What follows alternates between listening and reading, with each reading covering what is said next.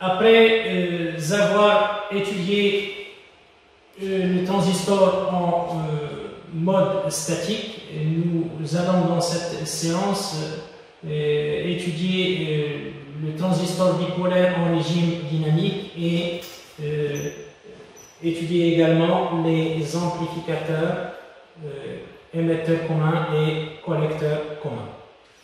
On va commencer d'abord ici par établir le modèle en dynamique basse fréquence du transistor.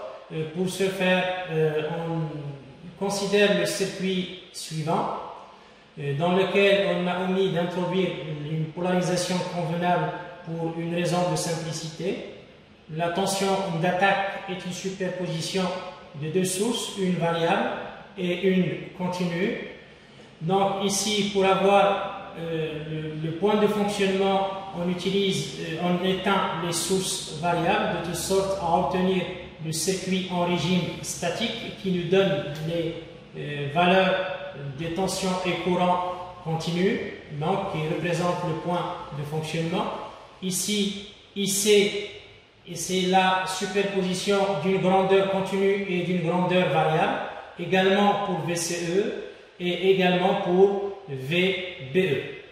En reportant l'expression de VBE dans l'expression ici du courant collecteur, donc, et en se basant sur le fait que l'exponentielle d'une sommation c'est le produit des exponentielles, on peut isoler la partie statique ici qui dépend uniquement des valeurs continues. Cette partie-là, c'est le courant IC continu, multiplié par une grandeur variable, donc c'est une exponentielle dont l'argument est variable, en posant x égale VBE sur VT, et en supposant que x est très faible par rapport à 1, on peut approximer l'exponentielle ici par 1 plus x.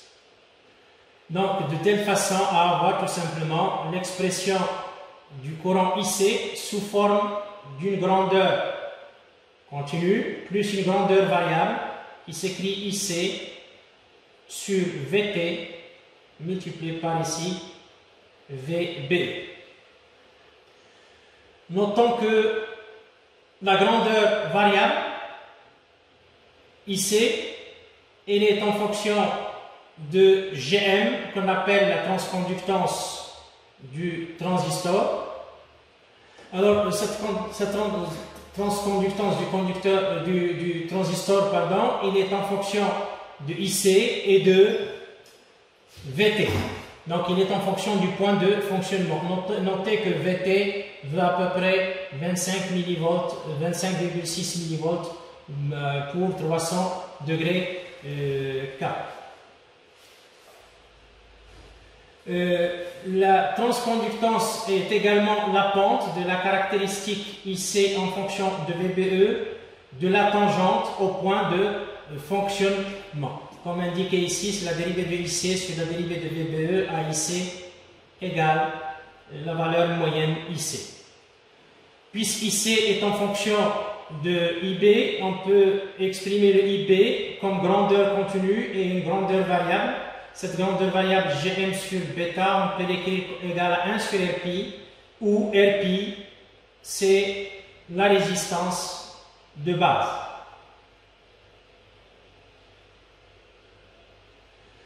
Vis-à-vis des petits signaux, on peut donc décrire le modèle équivalent du transistor ainsi. Donc vous avez ici la résistance Rpi entre la base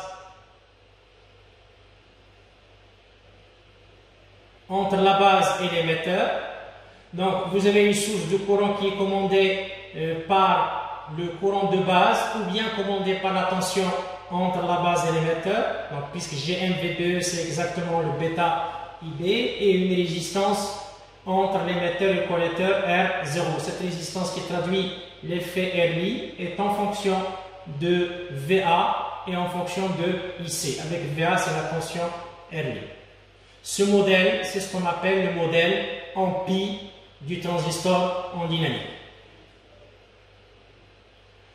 Notez ici, avant de passer à une relation entre les modèles en pi qu'on vient de donner et les paramètres hybrides en émetteur commun, je vais commencer par faire un rappel ou définir les paramètres hybrides. Donc ces paramètres hybrides, on peut les définir pour un quadripôle.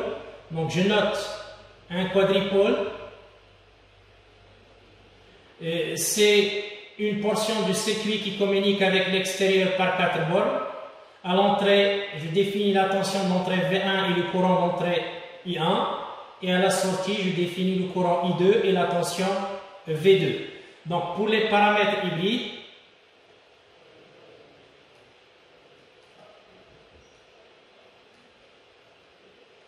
ils sont caractérisés par les deux équations. La tension d'entrée, elle est en fonction du courant d'entrée et de la tension de sortie. Également, le courant de sortie, il est en fonction du courant d'entrée plus une partie qui dépend du courant de la tension de sortie. Je note ici H de 2, V2. Alors, les équations mathématiques qui sont ici peuvent être bien sûr traduites sous forme d'un circuit électrique équivalent qui est le suivant. Vous aurez ici H11, c'est une impédance ou une résistance. Ici, en parallèle avec une source de tension commandée par la tension de sortie. Et là, je le mets ici avec une source de courant. Donc ici, et cette source de courant, il est commandé par le courant d'entrée que je note ici, H de 1, I1, avec le courant d'entrée, vous l'avez ici, et il est en parallèle avec la résistance, en fait, ou l'impédance ρ que je note égale à 1 sur H de 2 ici. Donc le courant de sortie et la tension de sortie. Notons une remarque ici, puisque le transistor est caractérisé par 3 bornes, vous voyez, vous avez ici la base, le collecteur, et je note ici l'émetteur. Alors le fait de mettre en commun entre l'entrée et la sortie, ici une borne en commune, ça se traduit par des paramètres hybrides spécifiques. Ces paramètres, on va les noter dans la suite comme étant H, I, J, E. C'est pour indiquer que la borne commune entre l'entrée et la sortie est bien sûr l'émetteur. Et donc on peut avoir aussi d'autres paramètres hybrides, tels que les paramètres hybrides en base commune, si plutôt la borne commune entre l'entrée et la sortie est la base, et on peut également avoir les paramètres hybrides en collecteur commun dans le cas où ce qui est commun entre l'entrée et la sortie est le collecteur. Maintenant, si on compare le schéma ici plutôt équivalent hybride, donc en faibles signaux du transistor avec les paramètres hybrides ici du transistor monté en émetteur commun, on constate que Rπ ça coïncide avec H11E, le 1 sur H1122 ça coïncide avec le R0 et le H de 1 il coïncide avec le bêta. Notez aussi qu'il manque un terme ici, c'est celui de la source qu'on a ici, une source de tension que je note ici H12E VCE. Ce terme-là a été négligé dans le modèle en pi du fait que le H12 c'est un terme de l'ordre de 10 puissance moins 4 quand il s'agit des paramètres hybrides en émetteur commun, donc on le néglige dans le modèle pi équivalent du transistor. Maintenant, on considère un amplificateur, donc ici, et on se propose de donner le schéma en statique et en même temps le schéma en dynamique de cet amplificateur. Alors là, pour établir le schéma en statique, les capacités sont des circuits ouverts, ce qui nous permet d'avoir deux étages séparés et indépendants. Donc, pour chaque transistor, on peut donc déterminer le point de fonctionnement pour chacun des transistors indépendamment de l'autre. Pour avoir le modèle en dynamique, on remplace les capacités ici par des circuits court-circuit. On court-circuite les capacités et on relie VCC à la masse. Et en plus, on va remplacer le transistor Q1 par son schéma pi équivalent et le Q2 par son schéma pi équivalent. Ce qui nous permet d'avoir le schéma que vous voyez ici. Donc vous avez VCC est à la masse. Vous voyez le transistor Q1, c'est la partie entre B1, C1 et E1. Et le transistor Q2 est remplacé par son schéma équivalent. Donc vous avez le schéma en dynamique de l'amplificateur à 2 étages dans cet exemple. Maintenant, on va passer aux amplificateurs, différents amplificateurs. On commence d'abord par l'émetteur commun. Donc, le schéma d'un amplificateur en émetteur commun est donné ici. Notons que plutôt l'entrée se fait par la base, la sortie se fait au niveau du collecteur et l'émetteur ici, il va être lié à la masse parce qu'en dynamique, les capacités sont des fils. Je vais remplacer par des fils. VCC, on va la remplacer par une masse et la capacité qui est ici va être remplacée par un fil. Et le transistor, on va le remplacer par son schéma dynamique. Ainsi, entre la base et la masse, vous avez R1, c'est ce qu'on a ici. Vous avez la base. Et la masse ici, vous avez R1. Donc entre la base et la masse, vous avez R1. Vous avez également entre la base et la référence, ça veut dire l'émetteur, vous avez RG en parallèle avec VG, en série avec VG, c'est ce qu'on a ici. Et entre le collecteur et la masse, on a le RC. Et entre le collecteur, bien sûr, et la masse, vous avez RL. Ce qui va rester entre base, collecteur et émetteur, c'est le transistor caractérisé par RP, par la source du courant G1VBE et par la résistance R0. Donc notez qu'il s'agit d'un émetteur commun puisque la sortie ici, plutôt la borne ou l'émetteur, elle est liée directement à la masse et c'est ce qui est commun entre l'entrée et la sortie. Notons, on va caractériser donc l'amplificateur émetteur commun en termes de résistance d'entrée, résistance de sortie, gain en tension et gain en courant. Donc la résistance d'entrée ici, RE, on peut la calculer puisque cette résistance n'est rien d'autre que RE1 vu à cet endroit en parallèle avec la résistance RB. Et RE1, c'est la tension VBE1 ici, c'est la tension VBE divisé par le IB. Et le VBE divisé par le IB n'est rien d'autre que la résistance RP. Ce qui fait que la résistance d'entrée de cet amplificateur, un émetteur commun, c'est RB en parallèle avec le RP. Je rappelle la mise en parallèle. Vous avez R en parallèle avec R', c'est le produit RR' sur R plus R'. Notons ici, puisque le RP est généralement très faible par rapport à la résistance RB, on se trouve ici avec une résistance d'entrée RP relativement faible de quelques kilos. Donc l'amplificateur en émetteur commun possède ici une résistance assez faible, donc de quelques kilos.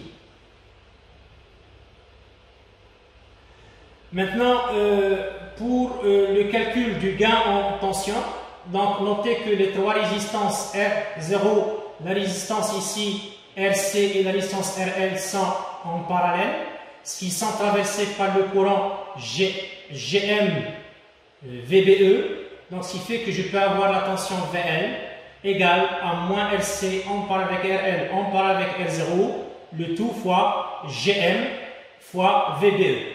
Or, VBE, ça coïncide exactement avec la tension d'entrée, ce qui nous donne un gain égal à moins RL en parallèle avec RC en parallèle avec R0 multiplié par G. Notons une remarque ici que d'abord, cet émetteur commun ou cet amplificateur émetteur commun, c'est un inverseur, puisqu'on a le signe moins ici.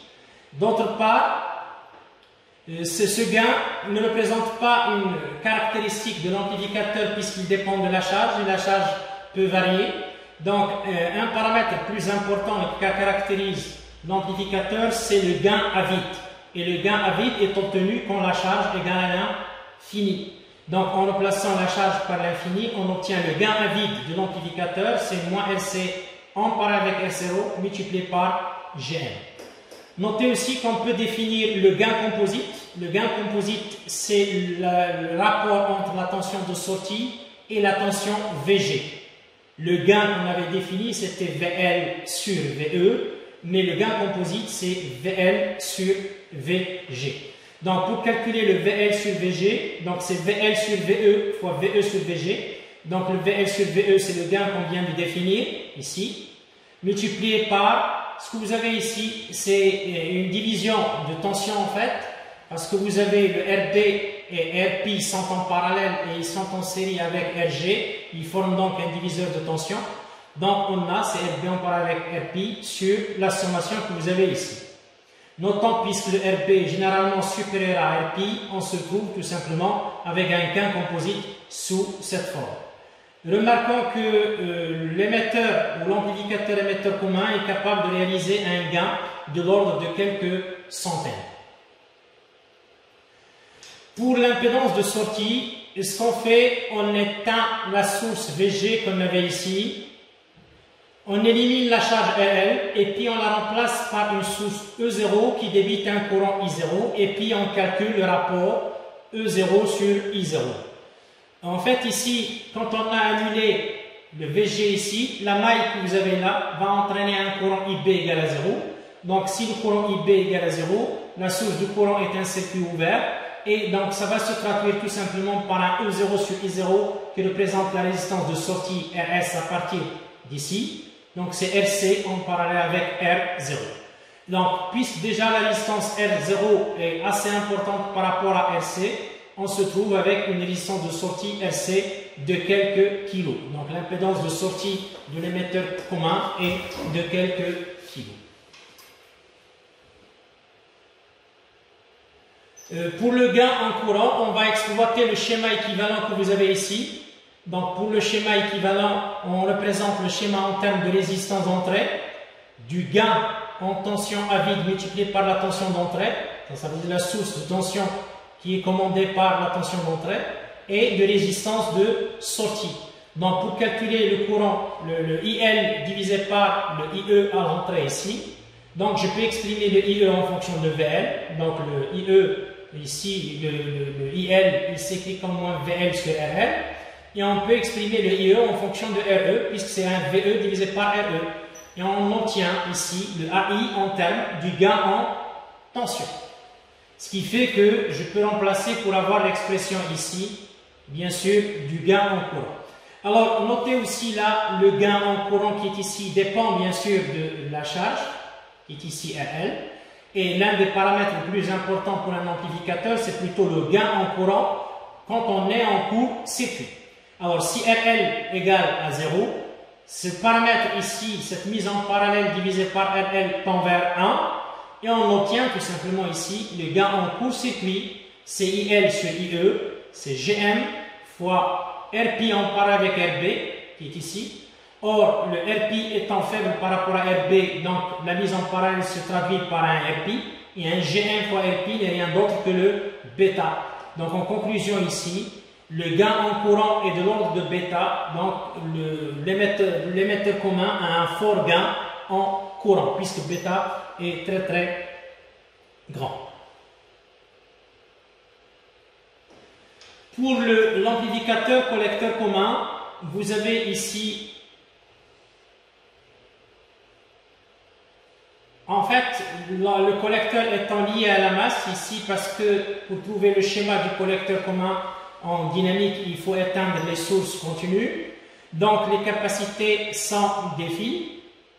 Et remplacer bien sûr le transistor entre base et bien sûr là émetteur par son schéma en dynamique.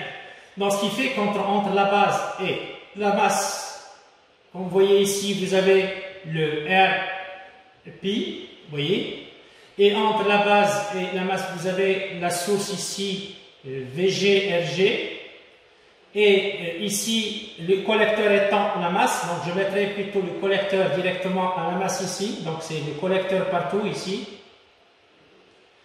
et vous avez entre l'émetteur et le collecteur, vous avez la résistance RE, donc c'est ce que j'ai indiqué ici, c'est la résistance RE, et vous avez entre l'émetteur et le collecteur, vous avez la résistance RN. Maintenant, entre la base, le collecteur et l'émetteur, puisque vous avez ici l'émetteur, entre la base, l'émetteur et le collecteur, je vais remplacer le transistor par son schéma équivalent. Et on obtient le schéma en dynamique de l'amplificateur collecteur commun. Pour déterminer bien sûr la résistance d'entrée, on va exploiter le fait que la résistance d'entrée ici, c'est la résistance RE1 à ce niveau-là, en parallèle avec RB. Donc ici RE1 en parallèle avec RB. Et la résistance RE1, on la calcule comme étant la tension que vous avez ici. C'est la tension, ici RE1, c'est la tension VBC, donc ça veut dire entre la base et le collecteur, divisé par, bien sûr, le courant IB. Or, VBC, on peut l'exprimer comme VBE plus VEC, divisé par IB. Le VBE sur IB, c'est la résistance RP, c'est ce qu'on a ici. Et le VEC, qui est la tension de sortie, divisé par le IB, on va l'exploiter en utilisant le schéma équivalent de la sortie. Vis-à-vis de la sortie, vous avez ici RP, qui est traversé par le courant IB, et vous avez ici la résistance équivalente, que je peux mettre sous la forme bêta plus 1, où vous avez les trois résistances R0 en parallèle avec RE et en parallèle avec le RL ici. Donc, ce qui fait que si je vais calculer la tension ici, donc la résistance vue à partir d'ici, c'est RP plus bêta plus 1 multiplié par RE en parallèle avec R0, en parallèle avec RL, et c'est ce qu'on a ici. Donc la résistance d'entrée RE1 est une forte résistance d'entrée, donc ce qui fait que là, je peux calculer la résistance RE par la mise en parallèle, et sa valeur, c'est en fonction de la valeur de RB en comparaison avec la résistance RE1, mais ça reste une forte résistance. Pour calculer le gain en tension, on exploite le schéma équivalent ici, donc RP et la résistance équivalente ici, donc vis-à-vis de la sortie. On utilise ici un diviseur de tension pour calculer la tension de sortie VL sur VE, donc c'est un diviseur de tension. Le gain qui est ici, c'est un gain qui est à peu près égal à 1 moins, ça veut dire c'est quelque chose qui est très proche par valeur inférieure à 1. Également, le gain à vide en remplaçant RL par l'infini, c'est très proche de 1 par valeur inférieure, ce qui fait que le collecteur commun n'est pas un amplificateur de tension. Pour calculer l'impédance de sortie, on va exploiter le modèle de l'amplificateur ici, en termes de résistance d'entrée, de gain en tension ici, AV0 multiplié par VE, et de résistance de sortie RS que j'ai mis ici. Alors, en exploitant le diviseur de tension à la sortie, on peut écrire le gain sous la forme suivante. Et puisqu'on connaît déjà le AV et le paramètre AV0, on peut tirer directement le RS sous cette forme. Notez que le RS ici, c'est la résistance de sortie de l'amplificateur quand on annule la tension VE. Pour obtenir la résistance de sortie globale de tout le montage, on va annuler la tension VG que vous avez ici. Ce qui fait, ça se traduit tout simplement par changer dans l'expression RS ici, étoile,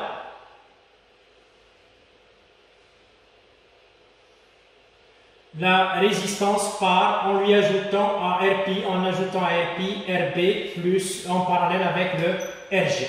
Donc notez que cette résistance-là est très faible, puisque c'est une division ici par bêta plus 1. Donc la résistance de sortie du collecteur commun est une résistance très faible.